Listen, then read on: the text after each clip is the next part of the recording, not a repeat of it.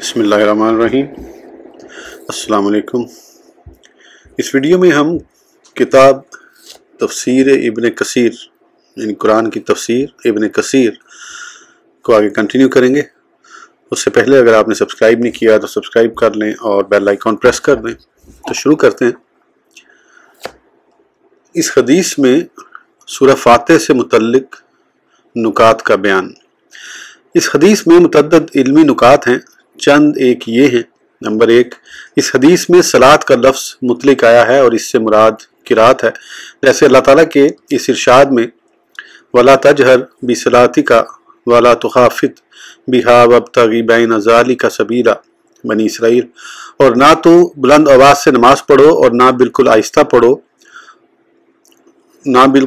پڑھو اسے، اور تلاش کرو ان دونوں کے درمیان معتدل راستہ۔ بِصَلَاتِكَ ای بِقِرَاءَتِكَ یعنی اپنی قرات کو، جیسے صحیح میں حضرت ابن عباس رضی اللہ عنہ کی روایت میں اس بات کی تصریح ہے۔ اسی طرح مدرجہ بالا حدیث میں صلاۃ یعنی نماز سے مراد قرات ہے۔ اس نماز میں قرات کی عظمت کا اظہار ہوتا ہے، یہ اس کا سب سے بڑا رکن ہے، اس لیے کہ عبادت کا لفظ بول کر اس کا ایک جز مراد لیا گیا ہے جو کہ قرات ہے۔ جس طرح ایک دوسری آیت میں قرات کا لفظ بول کر نماز مراد لی گئی ہے۔ ارشاد باری تعالیٰ ہے وَقُرْآنَ الْفَجْرِ إِنَّ قُرْآنَ الْفَجْرِ كَانَ مَشْهُودًا بنی اسرائیل، نماز صبح بلا شبہ نماز صبح کا مشاہدہ کیا جاتا ہے۔ اس سے مراد نماز صبح ہے، جیسا کہ صحیح میں اس بات کی تصریح ہے کہ فجر کی نماز پر رات اور دن کے فرشتے جمع ہوتے ہیں۔ ان آیات و احادیث سے معلوم ہوا کہ نماز میں قرات کرنا لازمی ہے، اور اس بات پر علماء کرام کا اتفاق ہے۔ لیکن ایک مسئلہ میں علماء کرام کا اختلاف ہے، جسے ہم دوسری صورت میں ذکر کریں گے۔ وہ مختلف مسئلہ یہ ہے کہ نماز میں سورہ فاتح کا پڑھنا ہی لازمی ہے، یا قرآن میں سے جو کچھ پڑھ لے نماز درست ہو جائے گی۔ اس بارے میں دو مشہور اقوال ہیں۔ نمبر 1، امام ابو حنیفہ اور ان کے ساتھیوں وغیرہ کی رائے تو یہ ہے کہ نماز میں سورہ فاتح کا پڑھنا متعین نہیں، بلکہ قرآن میں سے جو کچھ پڑھ لے گا کافی ہوگا۔ انہوں نے اس آیت کریمہ کے عموم سے استدلال کیا ہے۔ فَقْرَؤُوا مَا تَيَسَّرَ مِنَ الْقُرْآنِ مزمل، ترجمہ پس تم اتنا قرآن پڑھ لیا کرو جتنا تم آسانی سے پڑھ سکتے ہو۔ ان کی دوسری دلیل حضرت ابو ہریرہ رضی اللہ عنہ والی وہ حدیث ہے جو صحیحین میں مذکور ہے، جس میں ایک شخص کا واقعہ مذکور ہے جو تیز تیز نماز پڑھ رہا تھا، تو آپ صلی اللہ علیہ وسلم نے اسے فرمایا جب تو نماز کے لیے کھڑا ہو تو تکبیر کہہ، پھر قرآن کریم میں سے جو آسان نظر آئے پڑھ لے۔ وہ کہتے ہیں کہ حضور صلی اللہ علیہ وسلم نے اس شخص کو صرف قرات کرنے کا حکم دیا اور سورہ فاتح اس کے لیے متعین نہ فرمائی۔ یہ ہمارے موقف کی تائید کرتی ہے۔ دوسرا قول یہ ہے کہ سورہ فاتح پڑھنا نماز میں واجب ہے اور اس کے بغیر نماز نہ ہوگی۔ یہ رائے بقیہ ائمہ مالک، شافعی، احمد بن حنبل، ان کے شاگردوں اور جمہور علماء کی ہے۔ انہوں نے اس حدیث سے استدلال کیا ہے جو اوپر گزر چکی ہے کہ جس نے نماز پڑھی اور سورہ فاتح نہ پڑھی اس کی نماز ناقص ہے۔ خداج کا معنی ناقص ہے، اس کی وضاحت حدیث کے اندر ہی موجود ہے، یعنی نامکمل۔ اس کے علاوہ انہوں نے حضرت عبادہ بن صامت رضی اللہ عنہ کی روایت سے بھی استدلال کیا ہے جو صحیحین میں موجود ہے کہ رسول اللہ صلی اللہ علیہ وسلم نے فرمایا جس نے سورہ فاتح نہ پڑھی اس کی نماز نہیں ہے۔ صحیح ابن خزیمہ اور صحیح ابن حبان میں حضرت ابو ہریرہ رضی اللہ عنہ سے مروی ہے کہ رسول اللہ صلی اللہ علیہ وسلم نے فرمایا وہ نماز درست نہیں جس میں سورہ فاتح نہ پڑھی جائے۔ اس کے علاوہ اور بہت سی احادیث ہیں، مناظرانہ پہلو اختیار کرنے سے بات لمبی ہو جائے گی۔ ہم نے مختصراً ان حضرات کے دلائل کا ذکر کر دیا ہے۔ پھر امام شافعی اور اہل علم کی ایک جماعت کی یہ رائے ہے کہ سورہ فاتح کا ہر رکعت میں پڑھنا واجب ہے۔ دیگر علماء کا قول ہے کہ اکثر رکعتوں میں پڑھنا واجب ہے۔ حضرت حسن اور اکثر اہل بصرہ کے نزدیک کسی ایک رکعت میں اس کا پڑھ لینا واجب ہے۔ وہ اس حدیث کو اپنے اطلاق پر رکھتے ہوئے اس پر عمل کرتے ہیں۔ لا صلاۃ لمن لم یقرأ بفاتحۃ الکتاب، ابو حنیفہ، ان کے ساتھی سوری اور اوزائی یہ کہتے ہیں اس کا پڑھنا متعین ہی نہیں بلکہ اگر اور کچھ پڑھ لے گا تو بھی کافی ہوگا۔ ان کی دلیل یہ آیت ہے فَقْرَؤُوا مَا تَيَسَّرَ مِنَ الْقُرْآنِ مزمل واللہ اعلم۔ ابن ماجہ نے حضرت ابو سعید سے مرفوعاً نقل کیا ہے کہ جو شخص نماز کی ہر رکعت خواہ فرض ہو یا نفل میں سورہ فاتح اور سورت نہ ملائے اس کی نماز نہیں ہوتی۔ البتہ اس حدیث کی صحت میں نظر ہے، اس طرح کی مباحث احکام کی بڑی کتب میں موجود ہیں، واللہ علم۔ تیسری توجیہ یہ ہے کہ کیا سورۃ فاتح کی قرات مقتدی پر فرض ہے؟ اس میں علماء کرام کے 3 اقوال ہیں۔ نمبر 1، سورہ فاتح کا پڑھنا جس طرح امام پر فرض ہے اسی طرح مقتدی پر بھی فرض ہے، وہ مذکورہ بالا احادیث کے عموم سے استدلال کرتے ہیں۔ نمبر 2، مقتدی پر سرے سے قرات کرنا ہی واجب نہیں، نہ سورہ فاتح، نہ کوئی اور سورت، نہ جہری نماز میں نہ سری نماز میں، جیسے حضرت امام احمد بن حنبل نے اپنی مسند میں حضرت جابر بن عبداللہ رضی اللہ عنہما سے روایت کیا ہے کہ حضور صلی اللہ علیہ وسلم نے فرمایا، جس کا امام ہو تو امام کی قرات ہی اس کی قرات ہے، لیکن اس کی سند میں ضعف ہے۔ یہ خود حضرت جابر کے قول سے دیگر سندوں میں مروی ہے، گو اس حدیث کی اور مرفوع سندیں بھی ہیں، لیکن کوئی چیز اس میں صحیح نہیں، واللہ علم۔ نمبر 3، تیسرا قول یہ ہے کہ جن نمازوں میں امام قرات آہستہ آواز سے کرے ان میں مقتدی پر قرات واجب ہے، لیکن جن نمازوں میں با آواز بلند قرات کی جاتی ہے ان میں واجب نہیں۔ ان کی دلیل صحیح مسلم کی وہ روایت ہے جس کے راوی ابو موسیٰ اشعری ہیں کہ رسول اللہ صلی اللہ علیہ وسلم نے فرمایا، امام اس لیے بنایا گیا ہے کہ اس کی اقتداء کی جائے، چنانچہ جب وہ تکبیر کہے تو تم بھی تکبیر کہو، اور جب وہ قرات کرے تو تم خاموش رہو۔ الحدیث سنن حدیث ابو داؤد، ترمذی، نسائی اور ابن ماجہ میں حضرت ابو ہریرہ رضی اللہ عنہ سے مروی ہے کہ رسول اللہ صلی اللہ علیہ وسلم نے فرمایا، جب وہ پڑھے تو خاموش رہو۔ امام مسلم بن حجاج نے اس حدیث کی تصحیح کی ہے۔ یہ دونوں حدیثیں اس قول کی صحت کی مؤید ہیں۔ حضرت امام شافعی کا قدیم قول بھی یہی ہے، اور امام احمد بن حنبل رضی اللہ عنہ سے بھی ایک روایت یہی ہے۔ ہماری غرض ان مسائل کو ذکر کرنے سے یہ ہے کہ سورہ فاتح کے ساتھ جس قدر احکام کا تعلق ہے کسی اور سورت کے ساتھ نہیں۔ حافظ ابو بکر بزار اپنی مسند میں حضرت انس رضی اللہ عنہ سے روایت کرتے ہیں کہ رسول اللہ صلی اللہ علیہ وسلم نے فرمایا، جب تم بستر پر لیٹو اور سورہ فاتح اور سورۃ اخلاص پڑھو تو موت کے سوا ہر چیز سے امن میں ہو جاؤ گے۔ استعاذہ، اعوذ باللہ اور اس کے احکام۔ ارشاد باری تعالیٰ ہے کہ خذ العفو وامر بالعرف واعرض عن الجاہلین واما ینزغنک من الشیطان نزغ فاستعذ باللہ انہ سمیع علیم، سورہ اعراف۔ ترجمہ، قبول کیجئے معذرت خطا کاروں سے اور حکم دیجئے نیک کاموں کا، اور رخ انور پھیر لیجئے نادانوں کی طرف سے، اور اگر پہنچے آپ کو شیطان کی طرف سے ذرا سا وسوسہ تو فوراً پناہ مانگیے اللہ سے، بے شک وہ سب کچھ سننے والا جاننے والا ہے۔ ایک اور جگہ فرمایا، ادفع باللتی ہی احسن السیئۃ نحن اعلم بما یصفون وقل رب ان یحضرون۔ ترجمہ، دور کرو اس چیز سے جو بہت بہتر ہے برائی کو، ہم خوب جانتے ہیں وہ باتیں جو وہ بیان کرتے ہیں، اور کہیے میرے رب میں پناہ طلب کرتا ہوں تیرے شیطانوں کے وسوسوں سے، اور میں تیری پناہ طلب کرتا ہوں میرے اس سے کہ وہ میرے پاس آئیں۔ ایک اور مقام پر فرمایا، ادفع باللتی ہی احسن فاذا الذی بینک وبینہ عداوۃ کأنہ ولی حمیم وما یلقاها الا الذین صبروا وما یلقاها الا ذو حظ عظیم واما ینزغنک من الشیطان نزغ فاستعذ باللہ انہ هو السمیع العلیم، سورہ حامیم السجدہ۔ ترجمہ، برائی کا تدارک اس نیکی سے کرو جو بہتر ہے، پس ناگہاں وہ شخص تیرے درمیان اور اس کے درمیان عداوت ہے، یوں بن جائے گا گویا تمہارا جانی دوست ہے، اور نہیں توفیق دی جاتی ان خسائر حمیدہ کی بجز ان کے جو صبر کرتے ہیں، اور نہیں توفیق دی جاتی ان کی مگر بڑے خوش نصیب کو۔ اور سننے والے، اگر شیطان کی طرف سے تیرے دل میں کوئی وسوسہ پیدا ہو تو اس کے شر سے اللہ کی پناہ مانگ، یقیناً وہی سب کچھ سننے والا سب کچھ جاننے والا ہے۔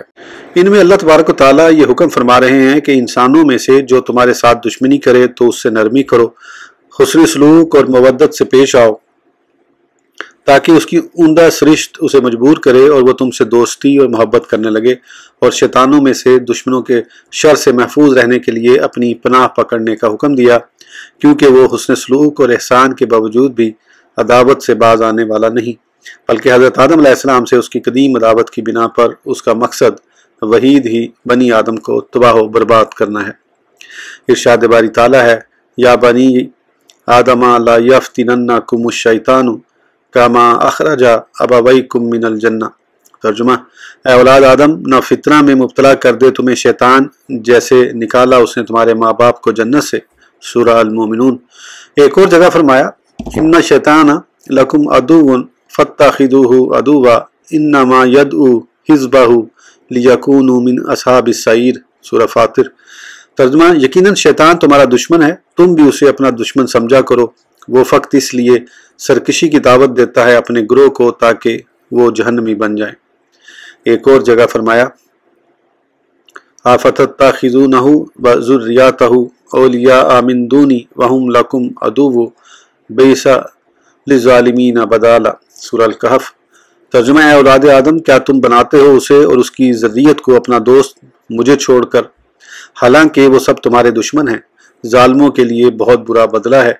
यही है वो बदबख्त जिसने हमारे बाप हज़रत आदम अलैहिस्सलाम के सामने कसम उठाई थी कि मैं तुम्हारा खैर ख्वाह हूँ, हालांकि वो झूठा था। तो अब ज़रा ख्याल फरमाइए इसका मामला हमारे साथ किस तरह का होगा। उसने कहा था, फ़बी इज़्ज़तिका ला उग़वियन्नहुम अजमईन इल्ला इबादका मिनहुमुल मुख़लसीन। सूरह स्वाद। तर्जुमा, कहने लगा, तेरी इज़्ज़त की कसम, मैं ज़रूर गुमराह कर दूंगा उन सब को सिवाय तेरे उन बंदों के जिन्हें उनमें से तूने चुन लिया है।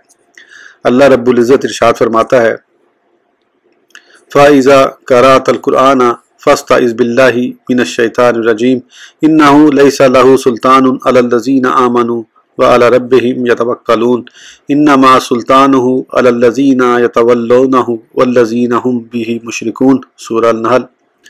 तर्जुमा, सो जब तुम कुरान की तिलावत करने लगो तो पनाह मांगो अल्लाह ताला से उस शैतान की वसवसा अंदाजियों से जो मरदूद है। यकीनन उसका जोर नहीं चलता उन लोगों पर जो सच्चे दिल से ईमान लाए हैं और अपने रब पर कामिल भरोसा रखते हैं। उसका जोर तो सिर्फ उन पर चलता है जो याराना गांठते हैं उससे और जो अल्लाह ताला के साथ शिर्क करते हैं।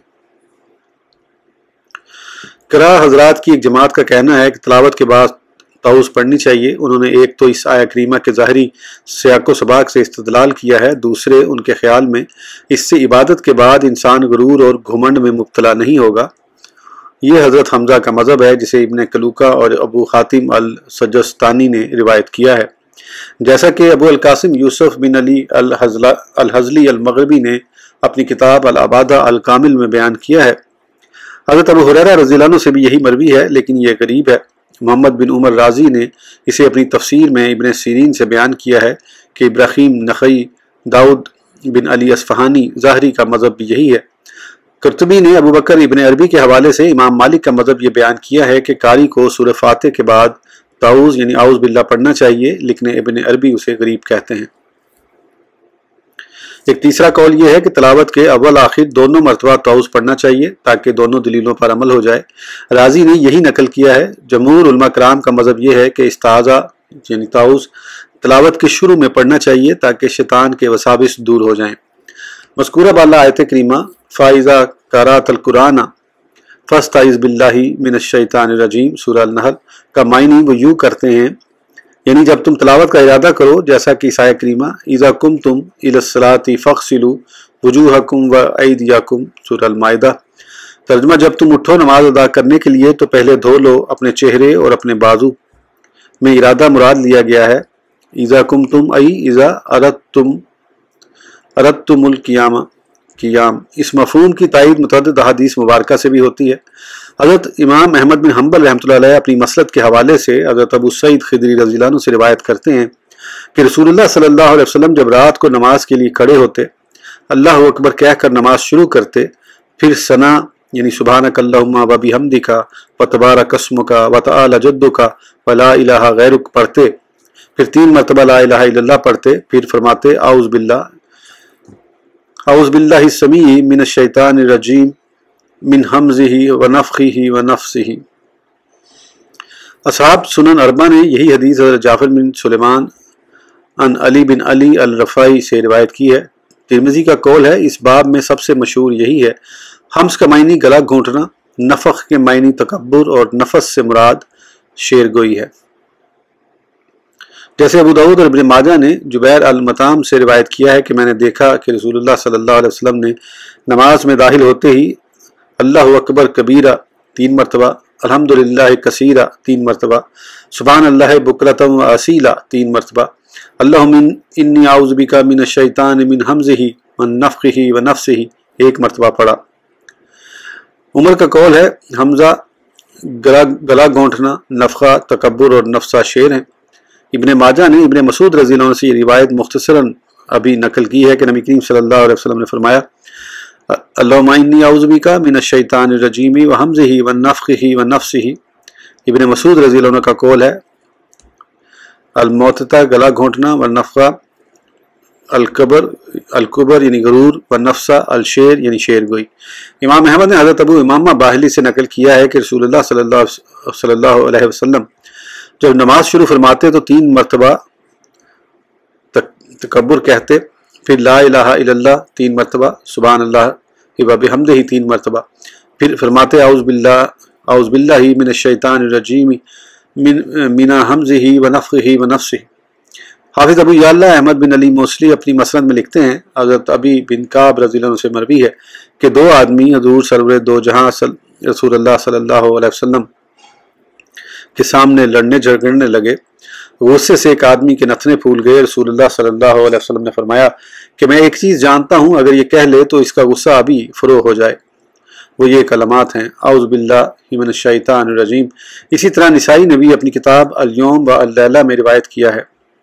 मसनद अहमद, अबू दाऊद, तिरमिज़ी में भी ये हदीस है। निसाई ने अल-यौम व अल-लैला में हज़रत सूरी और अब्दुर्रहमान बिन अबी लैला के हवाले से हज़रत माज़ बिन जबल रज़ी अल्लाह अन्हु से रिवायत किया है कि हज़ूर सल्लल्लाहु अलैहि वसल्लम के सामने 2 आदमी गारी गलोच पर उतर आए। एक आदमी शदीद गुस्से से कांपने लगा। नबी अकरम सल्लल्लाहु अलैहि वसल्लम ने फरमाया मैं एक कलमा जानता हूँ, अगर ये शख्स वो कलमा कह ले तो इसका गुस्सा सर्द पड़ जाए। हज़रत माज़ ने अर्ज़ की या रसूलल्लाह वो कलमा क्या है? आप सल्लल्लाहु अलैहि वसल्लम ने फरमाया उसे कहना चाहिए अल्लाहुम्मा इन्नी आउज़ु बिका मिनश शैतानिर रजीम। हज़रत माज़ ने उस शख्स को ये पढ़ने का हुक्म दिया, लेकिन उसने ना पढ़ा और उसका गुस्सा बढ़ता ही गया। ये अल्फाज अबू दाऊद के हैं। तिरमिज़ी का कौल है कि यह हदीस मुरसिल है, इसलिए कि हज़रत अब्दुर्रहमान बिन अबी लैला जो हज़रत मुआज़ रज़ी अल्लाह अन्हु से रिवायत कर रहे हैं कि हज़रत मुआज़ रज़ी अल्लाह अन्हु से मुलाकात करना ही साबित नहीं, बल्कि वो 20 वर्ष पहले वफ़ात पा चुके थे। मेरे ख्याल में ये हो सकता है कि शायद हज़रत अब्दुर्रहमान ने हज़रत अबी बिन काब रज़ी अल्लाह अन्हु की तरफ मंसूब कर दिया हो, क्योंकि इस वाक़े के वक़्त मुतअद्दिद सहाबा मौजूद थे रज़ी अल्लाह अन्हुम। सही बुखारी में हज़रत सुलेमान बिन सर्द रज़ी अल्लाह अन्हु से रिवायत है कि हम नबी करीम सल्लल्लाहु अलैहि वसल्लम की बारगाह में बैठे हुए थे कि 2 आदमी एक दूसरे से लड़ पड़े। एक आदमी का चेहरा गुस्से से सुर्ख था और वो अपने साथी को बुरा भला कह रहा था कि हुज़ूर सल्लल्लाहु अलैहि वसल्लम ने फरमाया कि मैं एक कलमा जानता हूँ, अगर ये कह ले तो उसका गुस्सा ख़त्म हो जाए। अगर ये कह दे औज़ु बिल्लाहि मिनश शैतानिर रजीम। लोगों ने उस आदमी से कहा क्या तुम सुन नहीं रहे हो कि रसूलुल्लाह सल्लल्लाहु अलैहि वसल्लम क्या फरमा रहे हैं? वो आदमी कहने लगा मैं पागल नहीं हूँ। यही रिवायत सही मुस्लिम, सुनन, अबू दाऊद और निसाई में मुख्तलिफ संदों और अल्फाज से मरवी है। इस्ताज़ा ताऊस के बारे में दीगर मुतअद्दिद अहादीस वारिद हुई हैं, उन सब का जिक्र करना तवालत का बाइस होगा। उनके बयान के लिए अस्कार, वज़ाइफ और फ़ज़ाइल आमाल की किताबें हैं। वल्लाह आलम। एक रिवायत में है कि हज़रत जिब्रील अलैहिस्सलाम जब सबसे पहले वही लेकर आए तो रसूल अकरम सल्लल्लाहु अलैहि वसल्लम को ताऊस पढ़ने का हुक्म दिया, जैसा कि हज़रत इब्ने जरीर ने हज़रत इब्ने अब्बास रज़ियल्लाहु अन्हु से रिवायत किया है कि पहले पहल जब हज़रत जिब्रील अलैहिस्सलाम हज़रत मोहम्मद सल्लल्लाहु अलैहि वसल्लम पर वही लेकर आए तो फरमाया ए मोहम्मद सल्लल्लाहु अलैहि वसल्लम औज़ु बिल्लाह पढ़िए। आप सल्लल्लाहु अलैहि वसल्लम ने फरमाया अस्ताईज़ु बिल्लाहिस समीइल इलीमी मिनश शैतानिर रजीम। फिर हज़रत जिब्रील ने कहा कहिए बिस्मिल्लाहिर रहमानिर रहीम। फिर हज़रत जिब्रील ने कहा इक़रा बिस्मि रब्बिकल्लज़ी ख़लक़, पढ़िए अपने रब के नाम से जिसने पैदा फरमाया। हज़रत अब्दुल्लाह रज़ी अल्लाह अन्हु फरमाते हैं ये सबसे पहली आयत है हज़रत जिब्रील अलैहिस्सलाम की मार्फत सबसे पहले आप सल्लल्लाहु अलैहि वसल्लम पर नाजिल हुई। ये असर गरीब है, इसकी संद में ज़ाफ़ और इनक़ता है। हमने इसे सिर्फ इसलिए बयान किया ताकि मालूम रहे। वल्लाह आलम। मसला जमहूर उलमा का ये कौल है कि ताऊस पढ़ना मुस्तहब है, वाजिब नहीं कि इसका तारिक गुनाहगार शुमार हो। राजी ने हज़रत अता बिन अबी रबाह से नकल किया है कि जब भी तिलावत का इरादा करे इसका पढ़ना वाजिब है, ख्वाह नमाज में हो या गैर नमाज में। हज़रत इब्ने सीरीन रज़ी अल्लाह अन्हु का कौल है कि जिसने ज़िंदगी में एक दफ़ा ताऊस पढ़ लिया वाजिब अदा हो गया। राजी ने हज़रत अता के कौल की तायद में ये दलाइल जिक्र किए हैं कि आयत करीमा में फस्ताइज़ یہ امر کا صیغہ ہے اور اصولی قاعدہ ہے کہ امر جب قرائن سے خالی ہو تو وجوب کے لیے آتا ہے۔ اسی طرح آقائے دو جہاں صلی اللہ علیہ وسلم کا اس پر ہمیشگی اختیار کرنا بھی وجوب کی علامت ہے۔ نیز اس سے شیطان دور ہوتا ہے اور شیطان کا دور کرنا واجب ہے، اور جس چیز سے واجب کی تکمیل ہوتی ہے وہ بھی واجب ہے۔ علاوہ بنی طاؤس پڑھنے میں زیادہ احتیاط ہے اور یہ بھی وجوب کا ایک طریقہ ہے۔ بعض علماء کے نزدیک طاؤس پڑھنے کے وجوب کا حکم صرف حضور صلی اللہ علیہ وسلم کے ساتھ خاص ہے، آپ صلی اللہ علیہ وسلم کی امت پر واجب نہیں۔ حضرت امام مالک رحمۃ اللہ علیہ سے ایک روایت یہ بھی ذکر کی جاتی ہے کہ فرض نمازوں میں اعوذ باللہ نہ پڑھے اور رمضان شریف کی پہلی رات کے قیام میں اعوذ باللہ پڑھ لیں۔ مسئلہ: حضرت امام شافعی العملہ میں لکھتے ہیں کہ طاؤس زور سے پڑھے اور اگر آہستہ پڑھے تو بھی کوئی حرج نہیں، اور اپنی کتاب العام میں لکھتے ہیں کہ دونوں طرح پڑھنے میں اختیار ہے، کیونکہ حضرت ابن عمر رضی اللہ عنہما سے آہستہ پڑھنا اور ابو ہریرہ رضی اللہ عنہ سے با آواز بلند پڑھنا ثابت ہے۔ پہلی رکعت کے سوا دیگر رکعتوں میں طاؤس پڑھنے کے بارے میں امام شافعی رحمۃ اللہ علیہ کے دو قول ہیں، استحباب و عدم استحباب، لیکن عدم استحباب یعنی مستحب نہ ہونا کو ترجیح دی ہے، واللہ عالم۔ جب اعوذ باللہ پڑھنے والا یہ کہہ دے اعوذ باللہ من الشیطان الرجیم تو شافعی اور ابو حنیفہ کے نزدیک یہی کافی ہے۔ بعض نے اس پر یہ الفاظ زیادہ کیے ہیں، اعوذ باللہ السمیع العلیم۔ بعض علماء کی رائے میں یوں کہے گا اعوذ باللہ من الشیطان الرجیم ان اللہ هو السمیع العلیم۔ یہ رائے سوری اور اوزائی کی ہے۔ بعض نے آیت کریمہ سے مطابقت اور حدیث ضحاک بن قیس کی وجہ سے، جس کے راوی ابن عباس ہیں، حدیث اوپر گزر چکی ہے، کہا ہے کہ وہ یوں کہے استعیذ باللہ من الشیطان الرجیم، لیکن صحیح احادیث ہی قابل اتباع ہیں، واللہ اعلم۔ مسئلہ: نماز میں طاؤس تلاوت کی خاطر پڑھا جاتا ہے، یہ رائے حضرت امام ابو حنیفہ اور محمد کی ہے۔ حضرت امام ابو یوسف کا قول ہے کہ یہ نماز کے لیے ہے، اس لیے مقتدی بھی طاؤس پڑھے گا اگرچہ قرات نہیں کرے گا۔ نیز نماز عید میں تکبیر تحریمہ کے بعد عیدین کی تکبیرات سے قبل طاؤس پڑھے گا۔ جمہور کی رائے میں تکبیرات کے بعد قرات سے پہلے پڑھے گا۔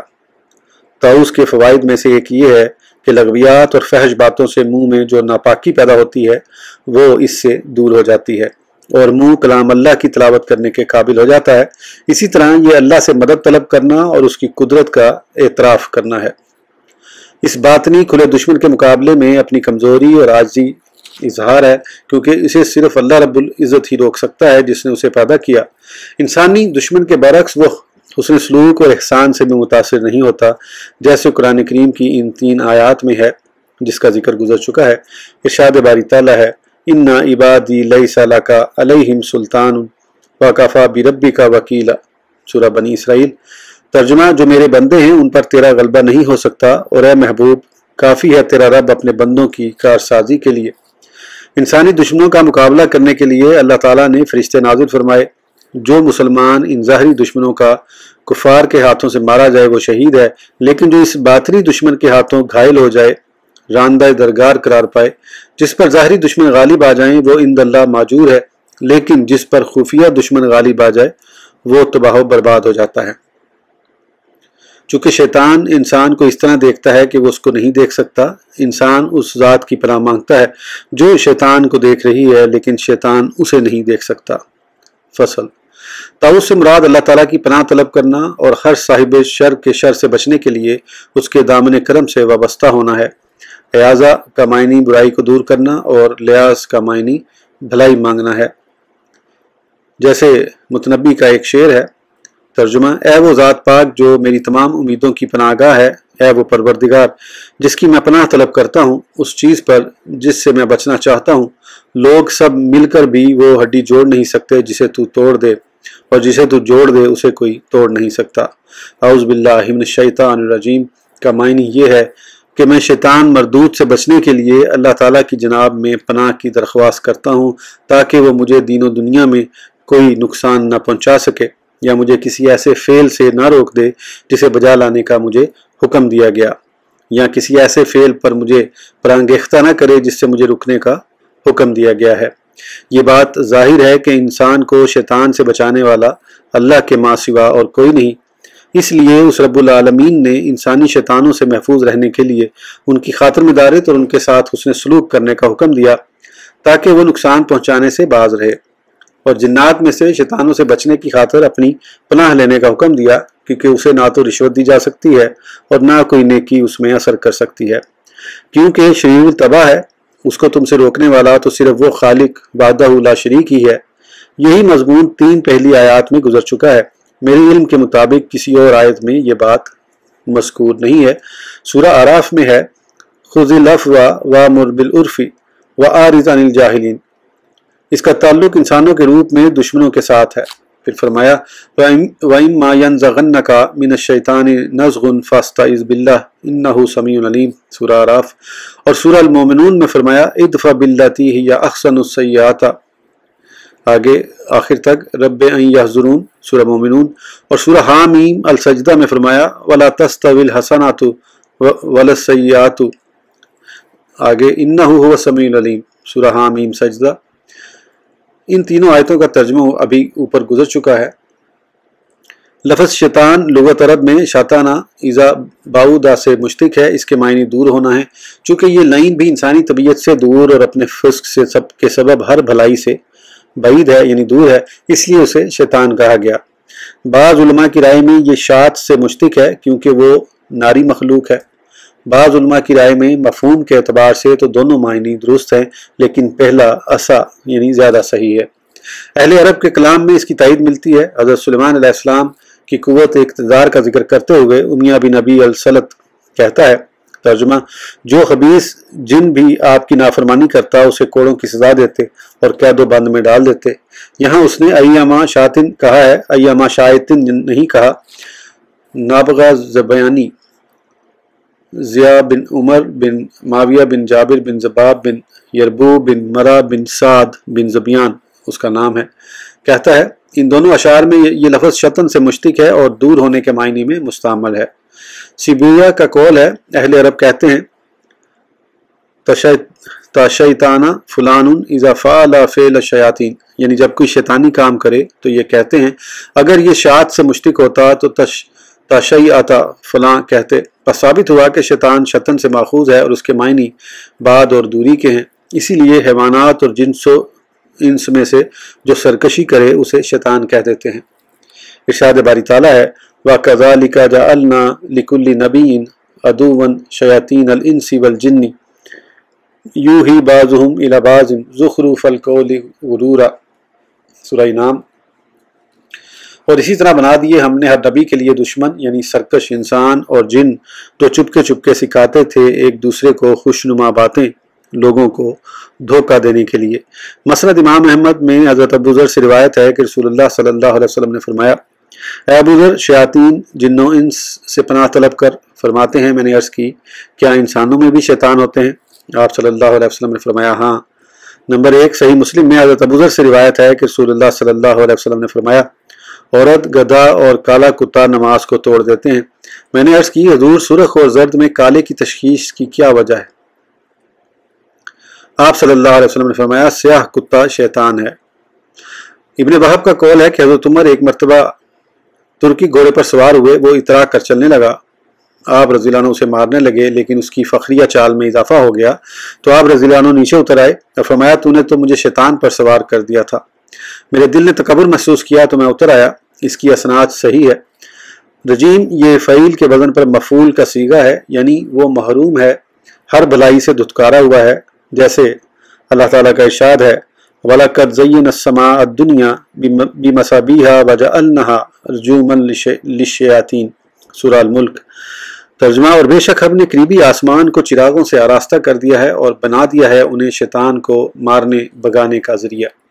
ایک اور آیت میں ارشاد ہوتا ہے اِنَّا زَيَّنَا السَّمَاءَ الدُّنْيَا بِزِينَةٍ الْكَوَاكِبِ وَحِفْظًا مِّن كُلِّ شَيْطَانٍ مَارِدٍ لا يسمعون إلى الملاء الأعلى ويقذفون من كل جانب دحورا ولهم عذاب واصب إلا من خطف الخطفة فأتبعه شهاب ثاقب سورہ صافات۔ بلا شبہ ہم نے آراستہ کیا ہے آسمان دنیا کو ستاروں کے سنگھار سے اور اسے محفوظ کر دیا ہے ہر سرکش شیطان کی رسائی سے۔ نہیں سن سکتے کان لگا کر عالم بالا کی باتوں کو اور پتھراؤ کیا جاتا ہے ان پر ہر طرف سے ان کو بھگانے کے لیے اور ان کے لیے دائمی عذاب ہے۔ مگر جو شیطان کچھ جھپٹ لینا چاہتا ہے تو تعقب کرتا ہے اس کا تیز شعلہ۔ ایک اور آیت میں فرمایا वलक़द जअलना फ़िस्समाई बुरूजन व ज़य्यन्नाहा लिन्नाज़िरीन व हफ़िज़नाहा मिन कुल्लि शैतानिर रजीम इल्ला मन इस्तरका अस्समअ फ़अतबअहु शिहाबुम मुबीन। सूरह अल-हजर।